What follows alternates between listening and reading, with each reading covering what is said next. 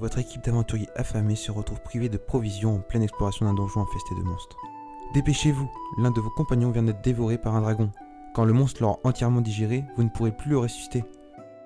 Attaquer, fuir ou cuisiner, c'est ça, on va cuisiner.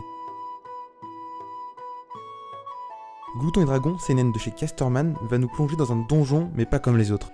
Nos héros ne voient que les monstres comme de la nourriture et vont tout faire pour les mettre dans leur poêle. Entre amusement et agacement, préparez-vous à mijoter des petits plats plus succulents les uns que les autres.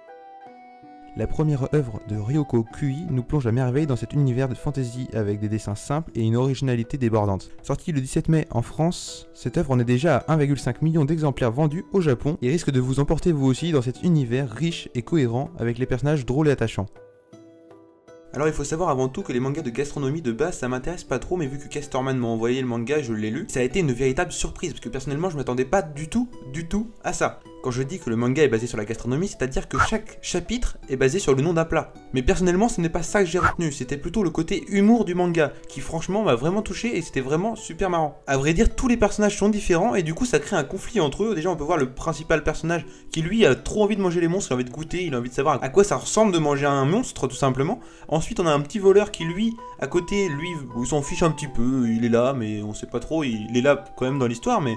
Du point de vue nourriture, il s'en fiche un petit peu. Et pour le troisième personnage principal, on va dire, c'est une jeune elfe, et elle, par exemple, ne veut absolument pas manger de monstre. Pour elle, ça la dégoûte, elle ne veut absolument jamais. Mais par contre, à chaque fois, ils vont la forcer à la manger, parce qu'il n'y a que ça à manger, tout simplement. Et au final, elle va adorer. Et puis après, au plat suivant, elle va dire non, j'en veux pas, c'est du monstre, et elle va encore adorer. Et c'est vraiment marrant, parce qu'elle, en plus, elle se prend tout dans la gueule. C'est-à-dire que c'est elle le gag du manga, presque.